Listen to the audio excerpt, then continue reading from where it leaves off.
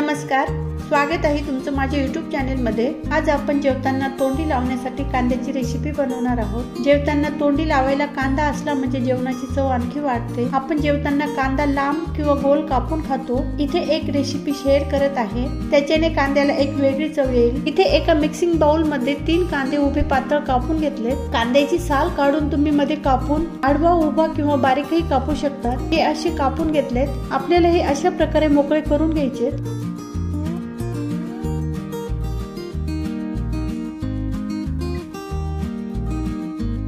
अशा प्रकारे मी सगळे मोकळे करून घेतले।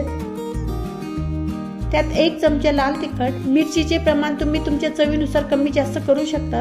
अर्धा चमचा आमचूर पावडर, 1 चमचा चाट मसाला, चवीनुसार मीठ घालून घेऊ। यामध्ये तुम्ही काळं मीठ पण घालू शकता। आणि आता हे व्यवस्थित मिक्स करून घ्यायचं। हे मी हाताने एकजीव करून घेणार आहे। अशा पद्धतीने चांगले मिक्स करून घ्या, जेणेकरून सगळीकडे मसाला चांगला लागला पाहिजे। याच्यात मी कोथिंबीर टाकून घेते। आता हे मिक्स करून घेऊ आणि अर्ध्या निंबूचा रस टाकल्यामुळे याच्यात आंबटपणा उतरतो आणि याच्यामुळे कांद्याला चांगली चव येते।